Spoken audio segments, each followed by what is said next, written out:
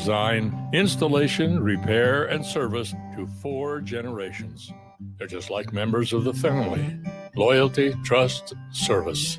It's what you deserve and expect from Judson Irrigation. Keep summer green. Call Judson Irrigation 402-420-6277 or judsonirrigation.com.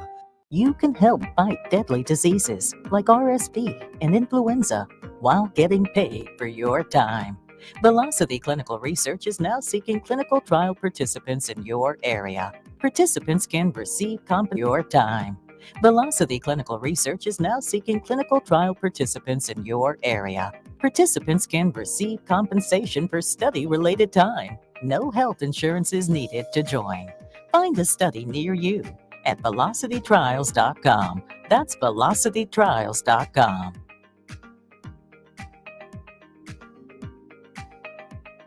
Are you looking to get into the electrical construction industry or wanting a new scene? The electrical workers of Local Union 265 are now hiring licensed journeymen and apprentices and are offering great pay and benefits. Call Mike at 402-875-1034 to apply. Start your electrical career today. If you're a homeowner or a business owner, you have a lot of projects, and no one has an unlimited budget or time. Sunbelt Rentals makes all jobs less stressful with no need to purchase large equipment or hire a crew. You can do it yourself with rentals and everything from aerators and power rakes for spring yard work to stump grinders, concrete mixers, tile saws, and more. Check out their inventory in Lincoln, north of Cornhusker Highway on 56th Street, or online at sunbeltrentals.com. Okay, it's time to sell the house. How do we even begin to choose from the hundreds of realtors in town? Easy. We make a pros list. You mean a pros and cons list? No, just a pros list. We need someone with pro photography to showcase the house in the best possible way, pro marketing to make sure we get maximum exposure, pro negotiations so we know we get the best price. This is one of those times where you already know the right answer, isn't it? You know it is. Ben Bleicher and Professional Realty Group. Contact Ben Bleicher and the team at Professional Realty Group of Berkshire Hathaway's Home Services Ambassador. Online at prg-ne.com. With the Planet Fitness Black Card, you don't just get a great workout, you get a great perk out because your membership is packed with perks. For $1 down and $24.99 a month, you'll get perks like access to any of our 2,400 clean and spacious locations. Bring your friend anytime and both work out with tons of equipment that'll give you that big fitness energy. Relax in the Black Card spa and more.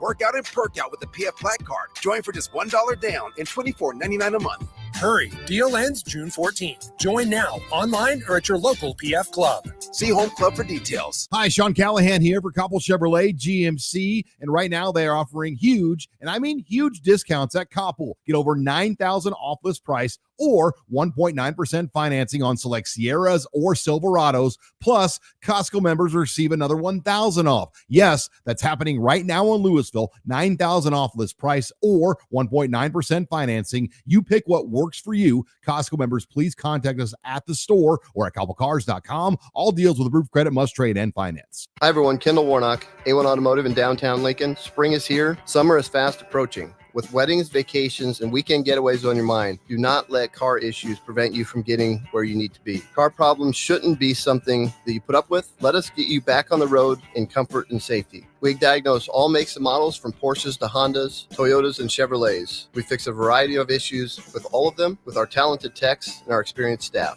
A1 Automotive at 11th and L, downtown Lincoln, always honest answers. Empower a child today with the Teammates Mentoring Program. Hope is only a conversation away when you choose to share your talent, time, and heart with a child. Together, you can build a relationship based on strengths and chart a brighter future, 1 week at a time. Find out how you can be a mentor by visiting LincolnTeammates.org. Become what you needed as a kid by joining the Teammates Mentoring Program today. At Southeast Community College, community is our middle name. Our continuing education classes offer personal interest, traffic safety and licensing, online learning, and adult education classes across Southeast Nebraska or online in your own home. Learn to ride a motorcycle, how to start a small business, how to dance, or take a course to advance in your current schedule of continuing education classes online at southeast.edu/continuing. SCC, your path to possible. Alcohol has strained our relationship. Drinking too much can cause harm to friends, family members, and loved ones. By drinking less, we will save our relationship. If you or a loved one is looking for help, find a treatment facility near you at findtreatment.gov. For immediate support, call, text, or chat 988. Brought to you by Nebraska DHHS in partnership with SAMHSA. It's time to go one-on-one with DP. Coming at you live from the Koppel Chevrolet GMC studios. Here is your host, Derek Pearson. Brought to you by Mary Ellen's Food for the Soul on 93.7 The Ticket and theticketfm.com. All right, welcome into One-on-One with DP. I am Harrison Arns filling in for DP as he's down at the College World Series as they got it down there at Blur Events. Want to shout out those guys down there at Blur Events for doing a great job taking care of everybody down there. But nonetheless, we still got Dave Turcotte joining us on time here on this Wednesday night. And if you guys want to join the show, 402-464-5685. You can always put a face to the voice, Facebook, YouTube, Twitch, and Allo Channel 961. But nonetheless, let's bring him in. Dave Turcotte, how's it going on this Wednesday night, man? Hey, it's fantastic. Great to be here. And yeah, it's going to be a fun night. Great championship series. Lots to talk about. Yeah, and that's where I want to start things off. We got some head coaches that lost some jobs as well that I want to dive into. But first things first, the Boston Celtics, they find a way to close it out. The Mavericks were able to steal one game, but I think most people thought in that series, the depth that the Celtics had, the offense, the Mavericks are going to have a tough time keeping up. What are your just overall thoughts, quick synopsis on how that series played out? Yeah, that seemed a little one-sided to me. I think there were a couple of great surprises. I think a great surprise was Porzingis. I think that was a big plus for them that, you've got the two big ones with Brown and Tatum. But I tell you what, my favorite two players for the Celtics were Derek White and Drew Holiday. Man, those guys delivered. Those were X factor guys that just blew me away in terms of and how do you not love Drew Holiday's game? I think the last show we did with DP, we talked about Drew Holiday, and he's such a great. He's so I think, like I said, I've always said, incredibly underrated as a player. I just think he can do a lot of great things. He just defers to others because he's a great team player, and he can do so many things. But yeah, I think that it was a dominant performance. I think a little disappointing on the Mavs side. I don't think they shut up the way they needed to. I think getting to the finals was there. I think people say they're banged up, but they just didn't have the horsepower for that. Mm-hmm. Nuggets Celtics would have been a much better matchup. And I think it was a surprise that the Mavs got past the Nuggets, I think, to get into the finals, but got to give it to them. They were dominant, man. They showed up, they played strong. They had one game that was a letdown, but pretty much they put their, they stepped on their throats and they just kept it on until it was over. So I thought it was a great performance. Yeah, the Celtics, I had a tough time even after the Mavericks got one game that they're going to be able to turn this thing around. I mean, the Celtics, they're going to be in this weird kind of chapter in history. I wonder how people are going to rank the Celtics team because it's not inherently their fault at all that the road through the East was so easy with all the injuries they've gone through. But at the same time, this is a team that through the playoffs and regular season only lost 21 games total.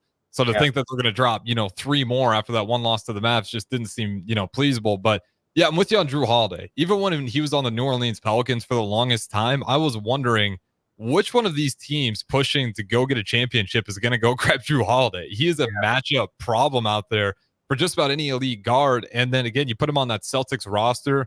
He doesn't have to necessarily did on the Pelicans where he had to kind of carry them offensively. And then if he gives you, that 26.9, which he gave you, I believe it was game 3, that's just the cherry on top. But yeah, with Drew Holiday, Jason Tatum, Jaylen Brown, Porzingis in the back pocket that they really need to use a whole lot in that series. What does this say for the Celtics in the future? Do you just kind of hold steadfast with what you got there now, or do you keep making moves and try to build this thing up even higher? To me, still, this is a young team.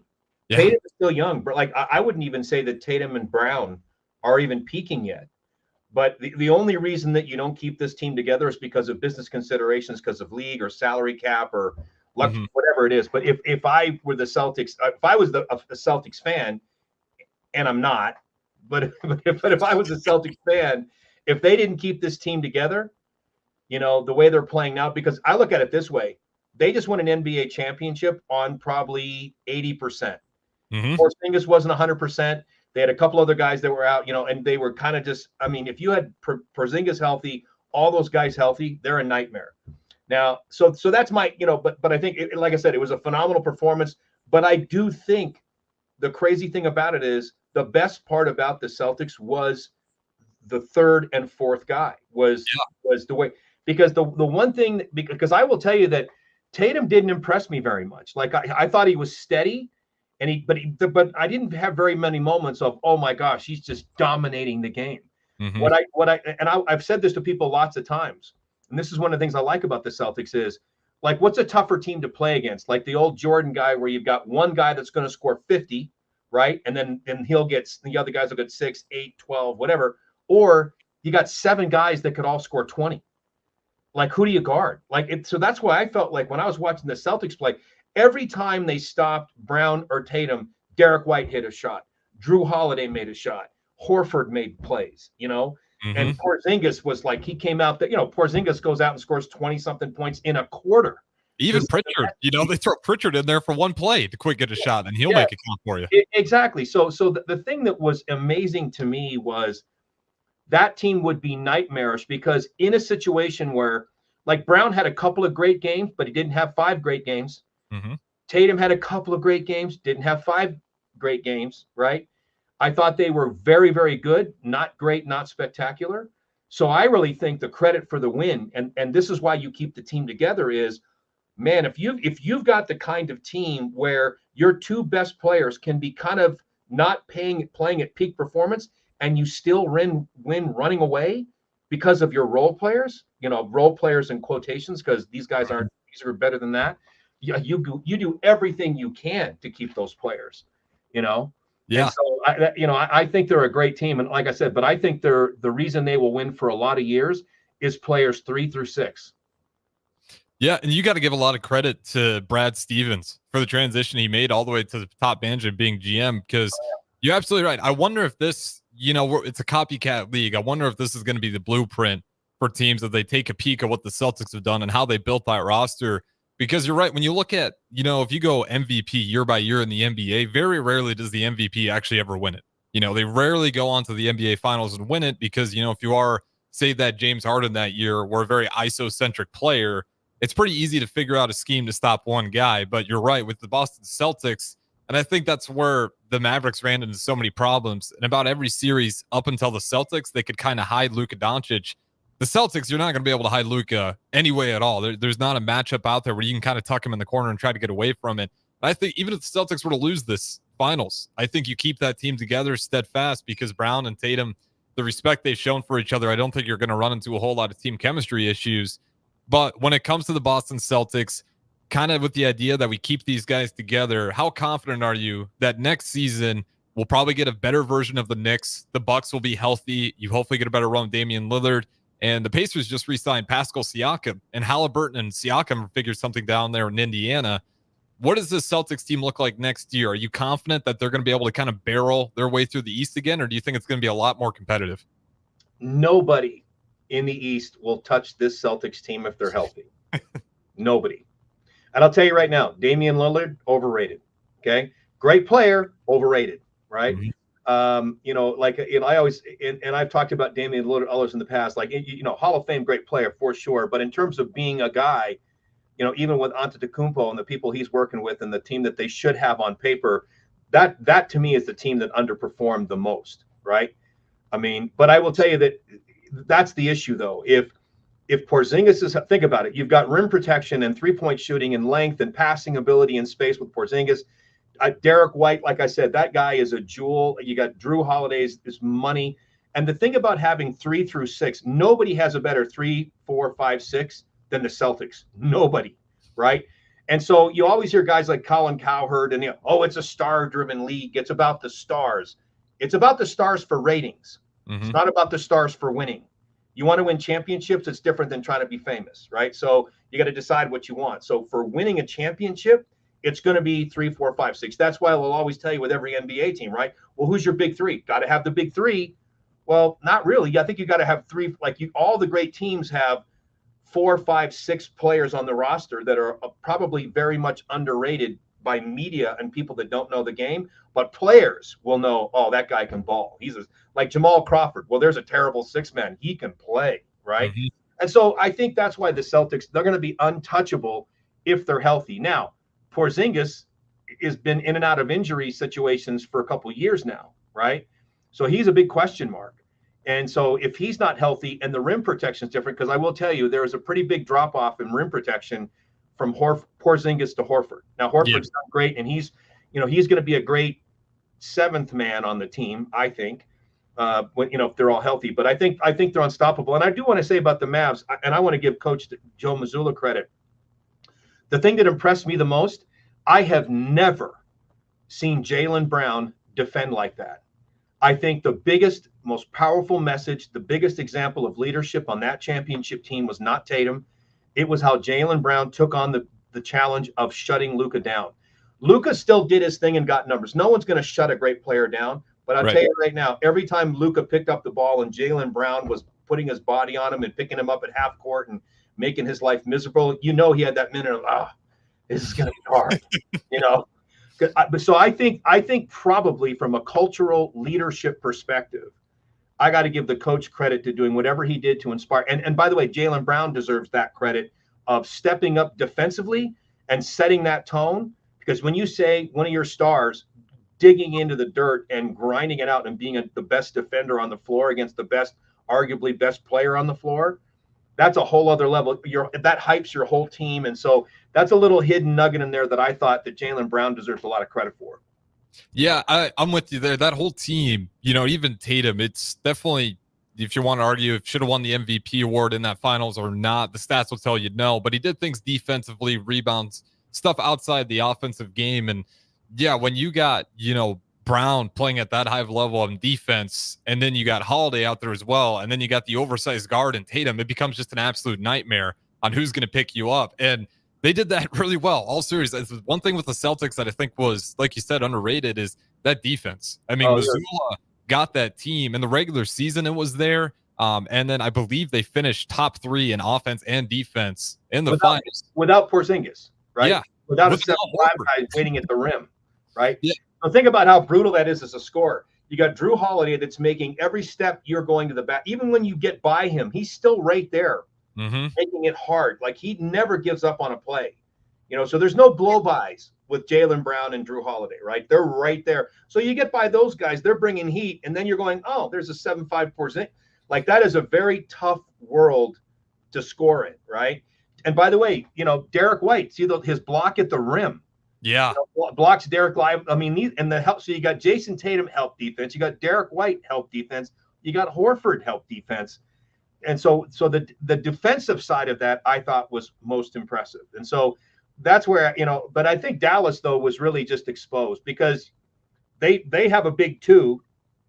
They really needed someone else that could carry and score. And I don't know what their injury situation is. Gafford and Lively were great, getting close to the rim, that pick and roll thing and doing their little draw play that they do. But the fact is they didn't have that other person that could either knock down threes and score, create their own shot or something. So they didn't have an outlet for either one of them. There's just no way if you got 3 great defenders focusing on 2 offensive players like the Celtics did, that's a long day. That's a long day. Yeah, and then like you said, not even a fully healthy Porzingis. When he was out there offensively, he was giving the Mavericks all sorts of defensive fits. When you got a center that big that can pull out, Lively, he's not bad out there. Gafford, definitely not a great perimeter player, but you almost need, it's a weird, you'd think of Marc Gasol, but Marc Gasol is actually a great perimeter player. You almost need a guy like that out there to deal with Porzingis. And even when he was out there, they just didn't have anybody that could really stay on top of that matchup. Because like you said, it's 1 through 5. Someone's going to be open. Someone's going to get a good look at the rim. Let's look over at the West. You look at, the Denver Nuggets. Obviously, they fall short. Then you look at the Minnesota Timberwolves. They figured out some things. But the Mavericks still are the ones that come out over top in the West. We'll start with the Denver Nuggets. What kind of moves do you think they need to make? Or is this just a blip in the journey so far? Do you think they can hold fast? Because I was pretty shocked to see the Timberwolves be able to take them down in a 7-game series, come back from 20 in that 7th game. I think mentally they had a letdown because Joker is still the best player in the league. And I think he's the best player in the league by a lot. I'm with you there. So in the 1% that separates players, it's a lot of that 1%, right? Mm-hmm. Like there's a lot of guys like, if I told you right now, pick Joel Embiid or the Joker, it's like not even a question now. It was a question 3 years ago, not even a question now, right? So he's really separated himself. Jamal Murray, Canadian, awesome, incredible player. I think he matured in that series. They won the championship first, and I think this is the one thing that I saw about the Denver series that was interesting. I've never in my life seen Jamal Murray chirp that much at the referees. And when I can tell you as a player, I'm sitting there. If I'm watching a guy jawing with referees all the time, I know I'm in his head. I know I'm renting space in there, right? Because I know he's out of his game. He's not thinking about what he's doing. He's thinking about what the ref did 3 plays ago. And as soon as I saw that, I knew Denver was out. But I think what that means mentally is they had to learn a lesson of just how hard it is to get to the finals again and to repeat and to have teams have that much time to scheme against them. So I think they had a mental letdown. I don't know about a physical letdown. I know Murray might have had some injury stuff, but I think it was a big mental letdown. I think a lot of guys, Aaron Gordon needs to be shooting. If he's going to play the role he was playing, he needs to shoot 1,000 threes a day for the entire summer because his 3-point shooting totally abandoned him. He's still a great defender, rim protector, open court player. All those things are great, but he really struggled, and I think that was rough. But I do think Denver's still the best team in the West, flat out, and I think they'll win it. Minnesota, I've always loved Anthony Edwards as a player and as an entertaining player to watch. I've never viewed him as a championship player. And I think that got exposed because there were a couple players where, first of all, I was amazed to see how terrible his conditioning was. He was never there in the fourth quarter of half these games, and he's passing the ball off because he's so damn tired, right? But he also doesn't have that championship mindset. And so I don't want to call him a front runner. That's not fair. But because, he's not a guy that plays great up 20 or down 20, but when it's on the line, he doesn't disappear, but he sure as hell didn't perform in the clutch moments when he needed 10, 12 points over a 6-8 minute span. He never did that once to win a game, right? So that's where I look at him and say he's not ready to be a superstar. But Minnesota, with the length that they have, with Karl Anthony Towns and Ant-Man and Rudy Gobert as a defender, they should be able to do better, but it really was disappointing. And I think in the end, because they can't create enough for each other and they play a little selfishly, I think at times, they don't know how to use Rudy and use Karl Anthony Towns as either, he's not, there's not a lot of high-low. He's not driving and creating. Anthony's sort of driving and creating as a last resort, but there's not a lot of flow there. So I don't see that as a championship team. They'll be in the top 3 or 4 in the West again, but they're not winning the West next year. Yeah, any team with Rudy Gobert is interesting. It's anybody that could figure out Rudy Gobert offensively deserves, an extension on their NBA contract because he is so good defensively that you'd be almost a fool not to have him out there. But especially when you get to those playoffs, those half-court sets, it looked awkward a lot of times with Karl Anthony Towns. And, you get it. It makes sense because he's that great stretch 5. You can put him at the power forward. He can hit threes for you. But when those aren't going in and you got a Karl Anthony Towns who's struggling from the perimeter, and then you got Rudy Gobert who, being honest, post-game really isn't there for him despite the size. It just feels like the whole thing comes to a grinding stop. And then it was a weird series that you'd see the Timberwolves, they'd be up by 20 at half. And then second half, like you said, they'd fizzle out. Here comes Jokic. He starts to take over the game and they find a way to come back 20. It was like that all series long. But I'm definitely there. I think it's a little bit of a mental hiccup. I expect them to tweak some things around, but yeah, I'm still leaning on Jokic just for how good of a player he is. His stats next year are going to be insane. Jamal Murray, we saw it with that Lakers series, how he kind of elevated again, just fell short with the Timberwolves. Let's talk about one more team before we go to break here. And I'll be honest, I hated this roster construction when it first came together. They went through a head coach already after the whole thing failed this year, the Phoenix Suns. You got 3 mid-range killers, kind of weird to figure out what that should look like offensively. They're all guys a little more ISO-centric. Phoenix Suns, they did get Budenholzer to try to clean it up, but do you see this team being able to turn it around and make that construction fit because they're kind of locked into it right now? Yeah, that is the most disappointing team. I could not believe how bad they were. And literally, and what it is, though, I think they were exposed personally. Kevin Durant has always been aloof. He's never been a vocal leader, but he's just a great he's not a rah-rah guy, but he does have a little bit of a chip on his shoulder, which is great. But then who is the emotional leader of that team? I think the big disappointment from a leadership perspective was Booker. It should be his team because he's the guy that in theory, he always aligns himself with Kobe, tells us Kobe's story. And I'm a guy like Kobe. No, not even close. I never saw him take emotional responsibility for his team. And everyone in the league knows Kevin Durant is a freaking mercenary. I mean, I think Kevin Durant is a unicorn player, like 7 feet tall, beautiful stroke, mid-range 3-point shooting. That guy is just, you put him anywhere you want on the floor, he's points. But he's a resource that you have to use, and you work with him in a very particular way. Booker is the one that, I looked at who he's like. Durant's not a guy that's going to go out and make 50 players around him better, but Booker should have been that guy. And I know they had other injuries too, but I just think that that's the most disappointing team. And to answer your question, I don't think so, because I think those people have to become different people. So if they're going to mature, become a little less selfish, start like this is the influence of the Euros. Let's see the ball move more. Let's see more cutting and motion and creation and creativity. This the era of, I'm going to take the ball and you and me are going to take turns going one-on-one.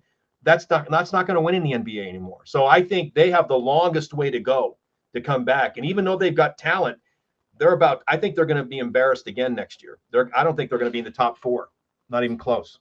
Yeah, unfortunately, I'm with you there. It sucks because for a long time there, I loved watching the Phoenix Suns for what they're building down there is really exciting. But I'm at this point where offensively, I don't know what they're trying to be. And when you turn on game, you can watch, even if you caught every regular season game, I think you'd still be scratching your head trying to figure out, who's the real leader on this team. It's when Kevin Durant went over to the Golden State Warriors, it was still Steph's team. Everybody knew that. Even if Kevin Durant got that NBA Finals MVP, that was still Steph Curry's team. And you're right, with Devin Booker, he never really grabbed the reins on that roster. And he needed to be the guy. What happened to Bradley Beal? Like Bradley, he's a monster player, right? I think he was Washington before.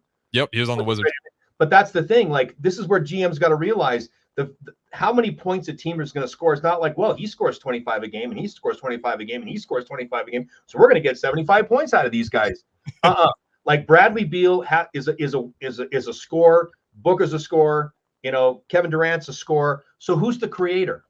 Bradley Beal's not a guy that will just get you in flow. And by the way, Steve Nash, the greatest Canadian ball player of all time. I'm a huge Phoenix Suns fan because of him. And that's where I know Steve probably, one of the greatest creators and facilitators of all time. Oh yeah. Him and Stoudemire back in the day. Tries into his Canadian beer every chance he gets over the way the ball doesn't move with those guys. Yeah. I don't know. Their salary cap is so locked in.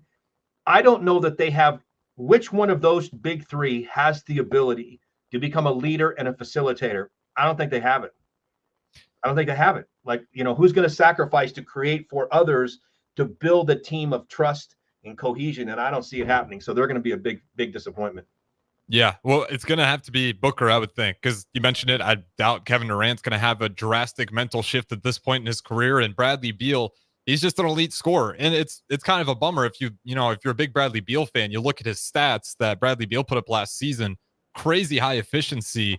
Almost just kind of feels like a wasted season looking at how the Celtics ended up, or not Celtics, the Suns ended up finishing up. But I mean, he was damn near shooting 50% from 3, but with not enough defense there, not enough consistent playmaking, it was just too far and in between. With that being said, though, we'll go ahead and throw it to break. On the other side, I do want to talk about some NBA coaches. Obviously, Mazzulla, second-year head coach for the Celtics, and some coaches that are looking for a job in the market right now. So don't go anywhere. One-on-one with Harrison Arns. We got Dave Turcotte filling in as well. So we'll keep it rolling here on Take a Weeknights. Talk to you in just a little bit.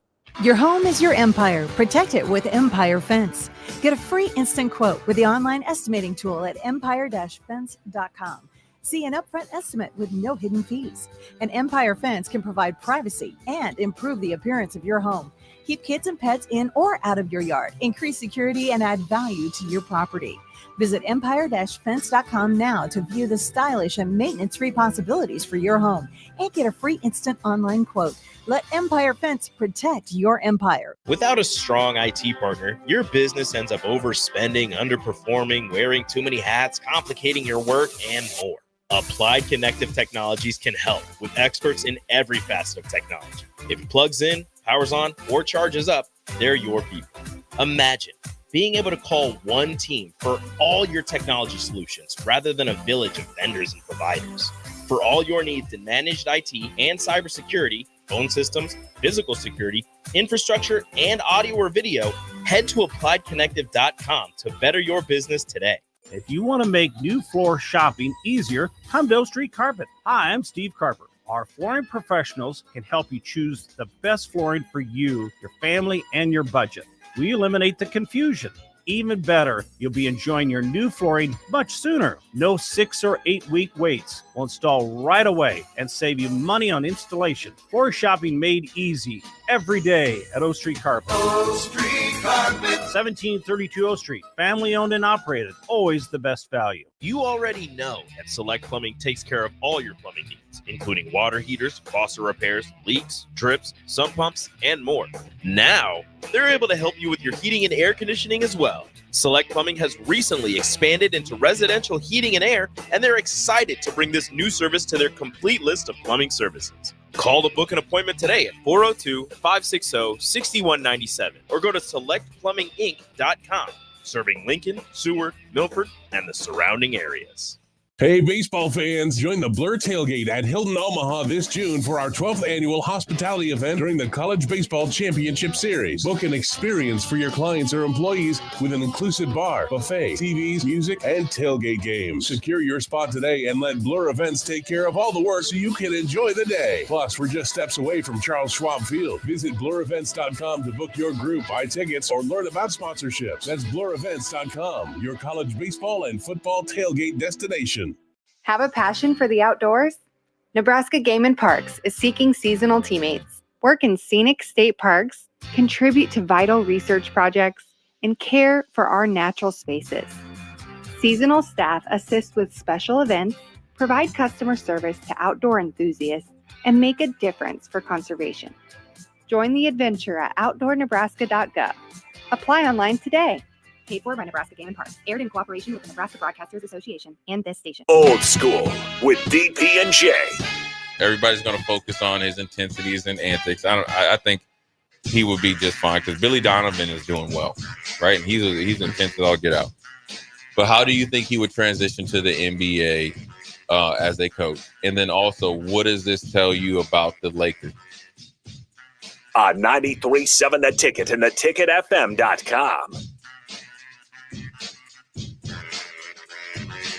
The captain, Vershawn Jackson. I think the plan is to go bigger at corner. You got to have bigger corners in this league because you got these receivers. You got to deal with Ohio State receivers. And I'm not saying small corners can't get it done, but small corners have to be extraordinary, right? They got to jump higher. They got to do things that bigger corners might not necessarily have to do. So, I mean, losing Ethan Nation, it's kind of a blow, but when you got to get down in scholarships anyway, it's not, man. They got to have their best guys, man.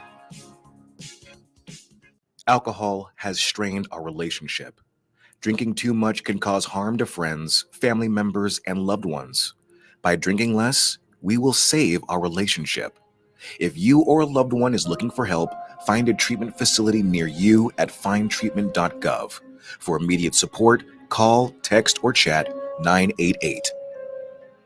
Brought to you by Nebraska DHHS in partnership with SAMHSA. With the Planet Fitness Black Card, you don't just get a great workout, you get a great perk out because your membership is packed with perks. For $1 down and $24.99 a month, you'll get perks like access to any of our 2,400 clean and spacious locations. Bring your friend anytime and both work out with tons of equipment that'll give you that big fitness energy. Relax in the Black Card spa and more. Work out and perk out with the PF Black Card. Join for just $1 down and $24.99 a month. Hurry, deal ends June 14th. Join now, online or at your local PF Club. See Home Club for details.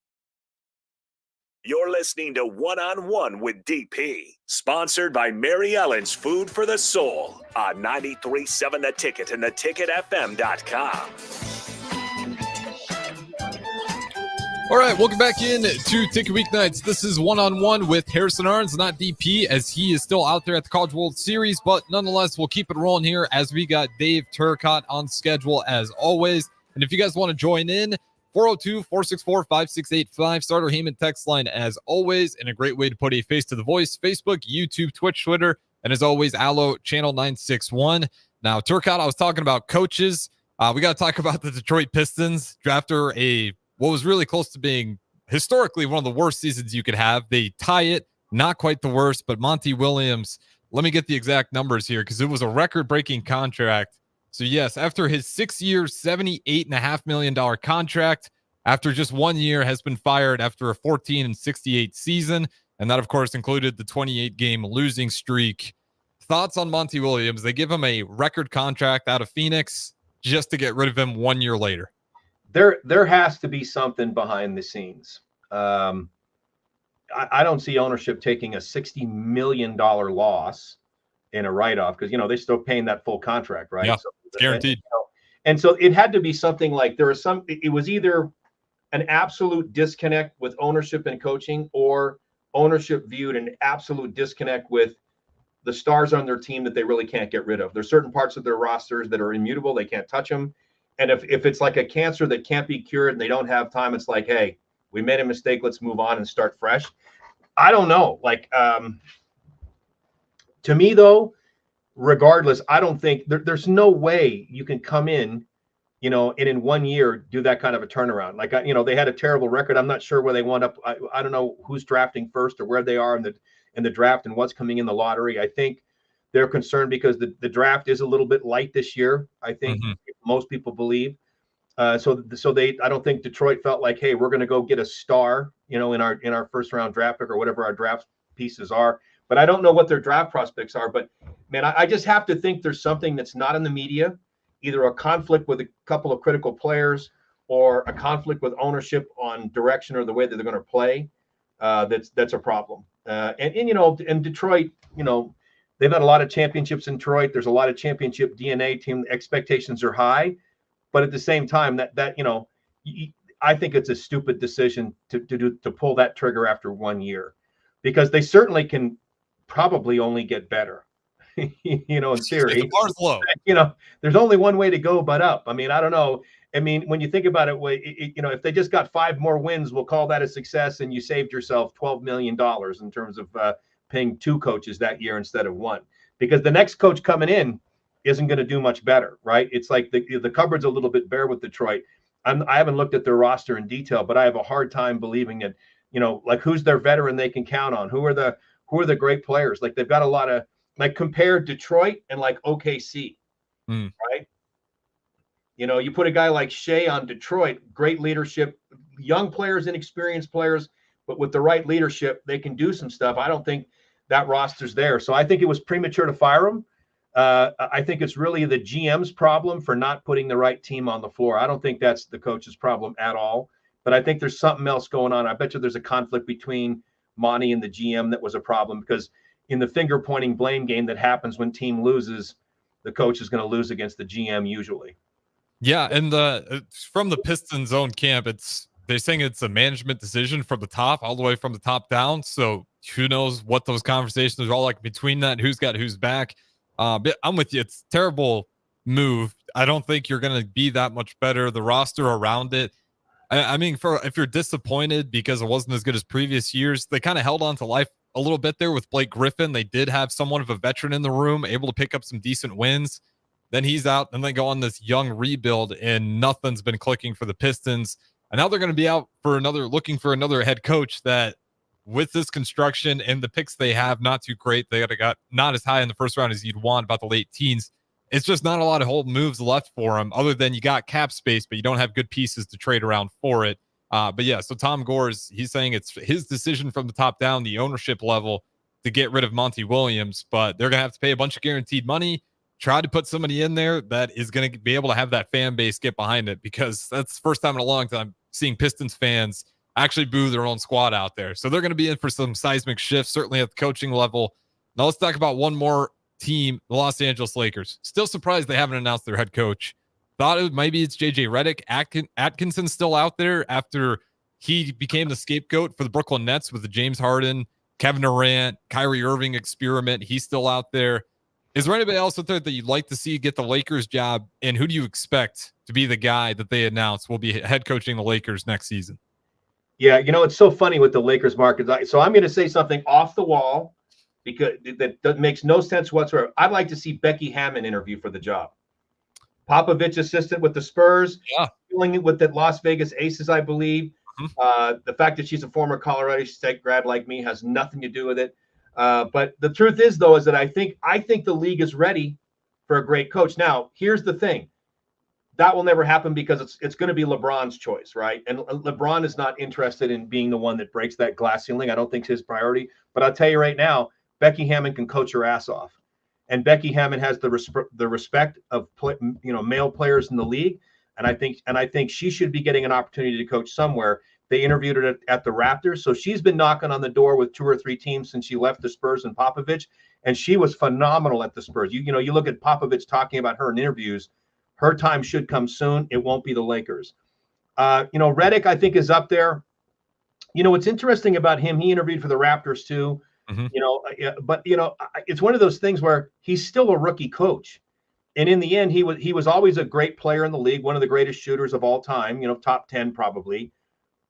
But I don't know that he has the respect. Is he going to have the cachet to walk in and say, LeBron, this is how we're going to play? And LeBron's going to go, okay, I'm with you, JJ. I don't know that he's got that kind of cachet, right, with LeBron. So that's what worries me, is that other than, Tyronn Lue's totally locked up with the Clippers. He just signed an extension there, so he's not going anywhere. So who is the player or the coach, that's going to walk in and tell LeBron, the player, AD, the player, that are both all-stars, perennial all-stars and Hall of Famers, that they're about how they're going to compromise their game or make changes to do things? I think the Lakers are actually considering the publicity stunt of trying to bring Bronny James in. They're talking about drafting him. And so excuse my French, but I think the Lakers is going to be a shit show no matter what, because when you've got the players as heavily involved like they are, if they get into making a media stunt, because I'll tell you, the only team that disappointed more than the Minnesota Timberwolves was the Lakers. Oh yeah.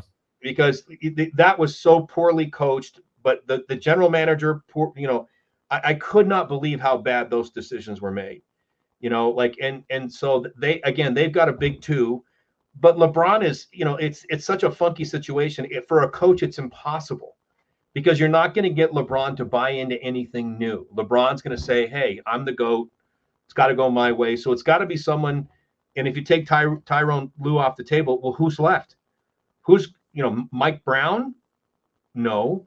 Right? Yeah, there's not a whole lot left. There's not a lot of guys. Certainly Monty Williams, no. Monty Williams now, he's got plenty of time to go wherever he wants, right? And he can go on vacation for $60 million for the next 5 years. Yeah, he's good for 6 years at least. He can hang out. So the Lakers is a tough one. And if I were JJ Redick, I would run screaming from that job. Now, if I were JJ Redick, I would absolutely go running to the Pistons job, because I just looked at the Pistons roster. Tell me who the star on the Pistons is. Who's the head case? Who's the dominant player killing it in the league that doesn't need some mentorship? Not one. Yeah, no, they had a bunch of guys that they're still scrambling, trying to figure out. Is Hayes still on that team? I'd have to find out. I'm not sure if Hayes is still there. I think Cam's probably their best player, but even then he's good, not great. I mean, they don't have one player that is a great all-star killer player. Like, they don't have a lottery player, So I'm looking at them like the only way they're going to win is the way that Tom Thibodeau and the Knicks were winning when Lefty was out. I always forget his name. Great power forward starter for the Knicks, was injured last year. Randle, yeah. Julius Randle's out. Julius Randle. So think about the team without Julius Randle. They got one good, great player in Jalen Brunson, but they're playing D. They're guarding people. Nobody in Detroit was guarding anyone. If all they did was play D, they'll win 40% of their games. Okay. If you played 10 deep and said, look, we've got no stars, we're going to have to play with energy. We're going to have to guard people. We're going to have to play up tempo. We're going to have to actually play like we care about the team. That's going to be something JJ Redick could do, because then you're not going to have to pay him $28 million a year or whatever the number is, but you can pay him a lesser amount. But I think that's where he could earn his bones too. But if he failed as a coach, you can still blame the GM, so because he has a crappy roster. Yeah. But I think he's the type of player that actually might have a chance at Detroit, because of that dynamic is different. The LeBron dynamic is a nightmare if you're an inbound coach. And I think what's the other? And Cleveland has an opening too, right? Yeah, they just they fired their head coach as well, so they're still out there looking who's going to fill that role. Yeah, and Donovan Mitchell, I'm a fan of him. He was huge here in Utah, where I live, and I watched him up close a lot. But Donovan Mitchell is, again, it's kind of a funny thing, because he's a great player. He's a great scorer. He can do a lot of things. I don't necessarily think of him as a creator. And the way that roster is, you've got Garland and him that are two great players that can't coexist. So whatever you want to say about Dallas, right? I'm sure, I don't know about you, Harrison, but when Dallas got Kyrie, I'm like, Kyrie and Luka, they both need the ball. They both play with, they both ball dominant players. How's that going to work? Well, you know what? Kyrie cleared the decks of any negativity from me. I love Kyrie. He turned it around. He shared the ball. He took on his role, and he got into the damn NBA Finals because he was unselfish. I don't care what anybody says. Kyrie totally resurrected his career as a player with what he did with Dallas. But Garland won't do that for Donovan Mitchell. So they can't play them together. So I think there's another coaching nightmare there where, and that's the other thing too, they've only got 2 players. So you're going to be looking at a mid, top, maybe Cleveland, I think, no matter how you look at it, is playing for 5, 6, 7, or 8 in the top of the league. They're not playing for 1 through 4. Yeah, right? You're still waiting to figure out what Evan Mobley is going to be too. He's showing a lot of flashes, but he's kind of right there with Garland, kind of right there. Maybe his ceiling's as good as Mitchell, but Evan Mobley, a little bit of sophomore. But again, but who's the leader though? Like I see these pictures, and I always love it when people think like leadership is not getting in a player's ear and going, "You can do it." That's not leadership. That's water boy. That's those are movies and that kind of stuff. And big speeches don't do it. Leadership is day by day stuff, doing things in such a way that the other players can see that you care about them, like passing up a shot and hooking a guy up for an easy play, making a defensive play to help, like little things over time where players realize they can trust each other. And if I'm open, I'm going to get it. Well, he's doing that. Then that's the kind of cancer you want to get, where everybody gets unselfish and starts playing. I haven't seen, not once in Cleveland did I see that kind of flow when those 2 guys are on the court. Like they're all fighting to be the number 1, and I just think that's a coaching nightmare that, again, so if I were JJ, like someone like that, I'd go to Detroit in a heartbeat. Cleveland will be an ego nightmare. LA will be an ego nightmare. And I think LA is going to be a shit show because they're going to try to do something with Bronny. Yeah, I think it's like about 55, I think is what that pick. They're maybe hoping to get it. Again, if you want to talk about, is it for wins? Is it for business? That one, you can probably take a wild guess which one it is. Yeah. He shouldn't be drafted. Not with the stats. Like there's nothing against the guy either. He had the heart problems. I get it. You didn't play a whole lot. Your coach limited your minutes. He probably could still be a great player, but yeah, go back. In my opinion, go back to college. That's what kills me, though. He's not a great shooter. He's okay. Like he's a very good basketball player. He's definitely not a first rounder. I don't even think he's in the top 80 players in college.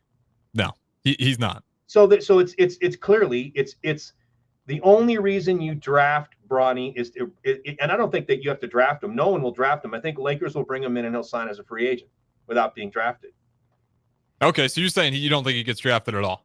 If they do, it's a joke because everybody that knows the game knows he has done nothing to earn it. Now I don't care about nepotism. That's exactly what it would be. But and that's the other part of it. It's like the decision is going to be, are we going to get some media buzz? Is this going to sell more tickets? Is this going to give you an economic boost to the team? Because if we get to pick number whatever, their last pick in the draft, if it's 50th, whatever, and he's among the last 9 or 10 players selected, is it like, well, there's nobody we care about anyway? Like, so for us, it's a wasted pick. We might as well draft him so we can say he got drafted, make his dad happy, and his dad will guarantee that he'll play the rest of his career in LA. I don't know, right? I don't know what LeBron's contract status is, but there's no way the kid deserves to be drafted. But in the sense that and I don't mean that in terms he didn't work hard. I mean, I hate how people are knocking him as a player, like, oh, I don't deserve it. And he's going for it. He's got to do whatever he's got to do to make the league. That's his job. And I know he's working hard. The problem is everybody works hard. And is he really a top 50 player in college basketball? No, he's not. There are 10 guards I could name right now better than him, right? Kentucky's got 2 of them on their team going in the first round, right? But like I said, I don't mean that to squelch his dreams. I think he's a great kid, and I think he's dealing with a lot. He's getting a lot of unfair treatment. Looking at it, it'll be a business decision if he goes. Yeah, and you're totally right. He's getting a lot of spotlight, and for reasons that are right or wrong, it is what it is. But obviously, with the heart issue, that hurt his time in the court, limited somewhat of his minutes down there at USC. And just stats-wise, you look at it, it doesn't look like a guy who's ready for the NBA simply just by the sample that you're given in front of you. So if it does happen, With the Lakers, Jeannie Buss, when she took over, I mean, really that whole direction of that franchise, not really sure where it's going. Rob Pelinka still in power at that GM position. It's going to be interesting. I wasn't sure what they wanted to do after they got rid of Frank Vogel. And I've talked about that ad nauseum. After two of their key guys gets hurt, you trade away a lot of your best role players, and then you're shocked to see some bad seasons. Then you get rid of Vogel just to bring in Ham. He becomes a scapegoat, and now who knows who it is next? Maybe JJ Redick, Atkinson, maybe even Hammond. We'll have to wait and find out, but I'm sure it's got to be coming around the corner. With that being said, though, we'll go ahead through it to our last break here. This is One-on-One. We got Dave Turcotte in here. I'm Harrison Arns filling in for DP. Don't go anywhere. We'll keep it rolling here on Ticket Weeknights. Your home is your empire. Protect it with Empire Fence. Get a free instant quote with the online estimating tool at empire-fence.com. See an upfront estimate with no hidden fees. An Empire Fence can provide privacy and improve the appearance of your home. Keep kids and pets in or out of your yard. Increase security and add value to your property. Visit empire-fence.com now to view the stylish and maintenance-free possibilities for your home and get a free instant online quote. Let Empire Fence protect your empire. Without a strong IT partner, your business ends up overspending, underperforming, wearing too many hats, complicating your work, and more. Applied Connective Technologies can help with experts in every facet of technology. If it plugs in, powers on, or charges up, they're your people. Imagine being able to call one team for all your technology solutions rather than a village of vendors and providers.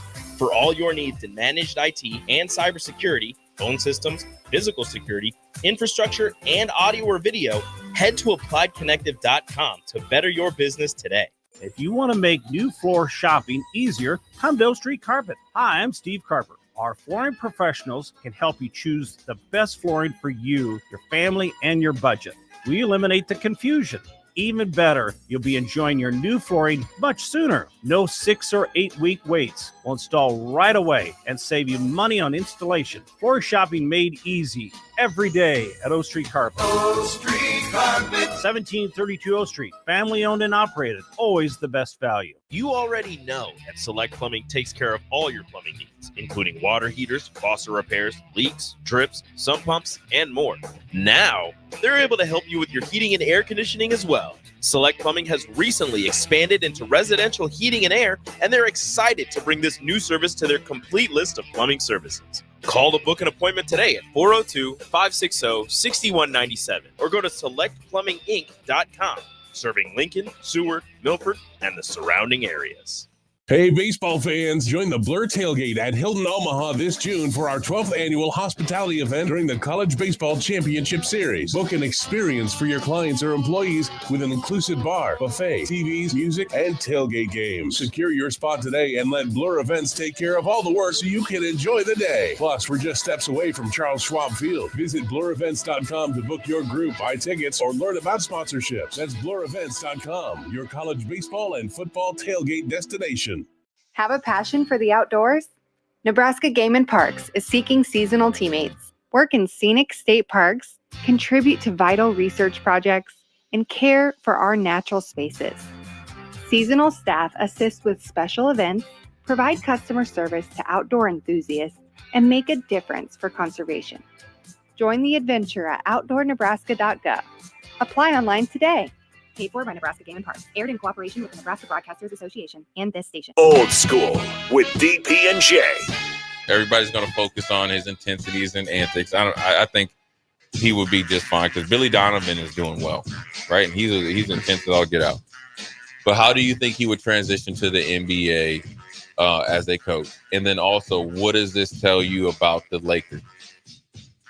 On 93.7 The Ticket and theticketfm.com. The captain, Vershawn Jackson. I think the plan is to go bigger at corner. You got to have bigger corners in this league because you got these receivers. You got to deal with Ohio State receiver. And I'm not saying small corners can't get it done, but small corners have to be extraordinary, right? They got to jump higher. They got to do things that bigger corners might not necessarily have to do. So, I mean, losing Ethan Nation, it's kind of a blow, but when you got to get down in scholarships anyway, it's not, man. They got to have their best guys, man. Alcohol has strained our relationship. Drinking too much can cause harm to friends, family members, and loved ones. By drinking less, we will save our relationship. If you or a loved one is looking for help, find a treatment facility near you at findtreatment.gov. For immediate support, call, text, or chat 988. Brought to you by Nebraska DHHS in partnership with SAMHSA.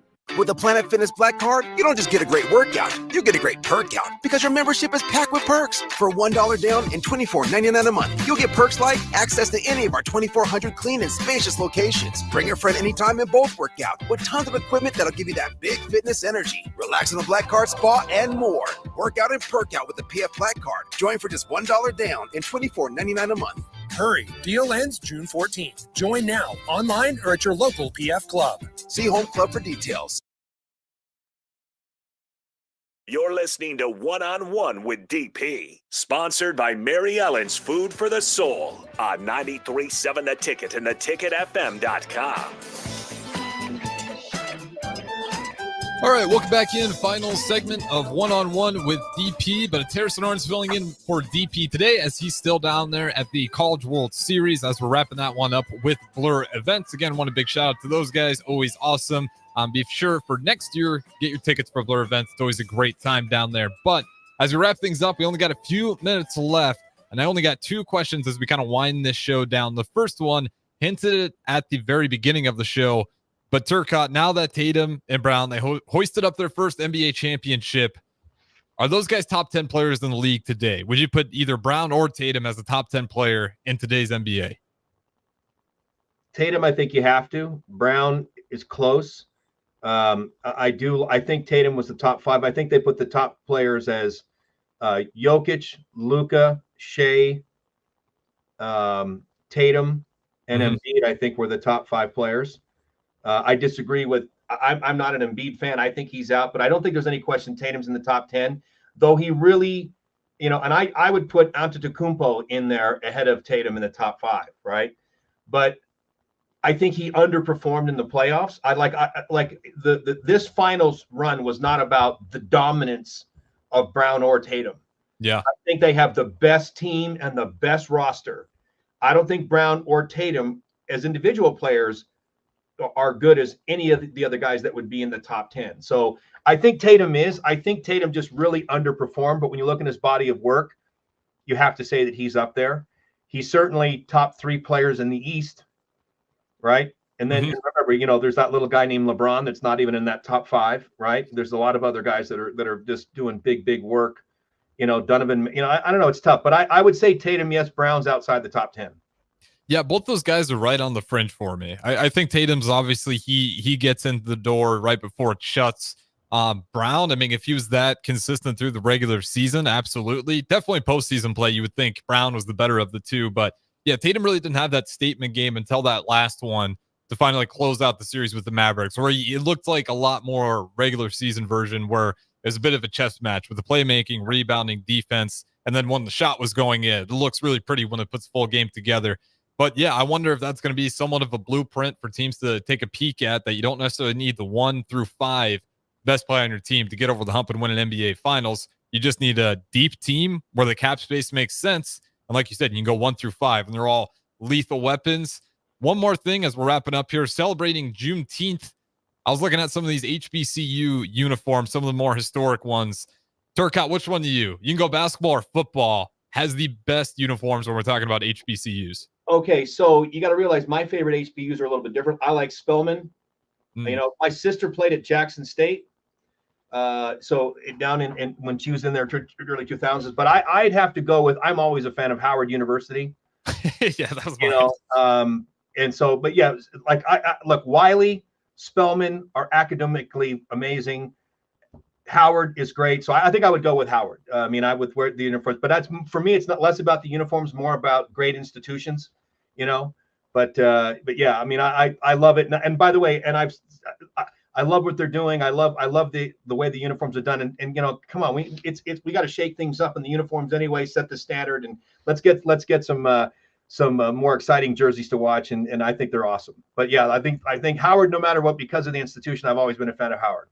Yeah, I got to throw Grambling State in there, especially if we're talking about, what they did historically as well. Give me Grambling State. true. It's hard to beat that color scheme. Another one, Southern University. I think that one slips under the radar a little bit, but they got almost a little bit of UCLA colors to them every single time. Their football uniforms always stick out.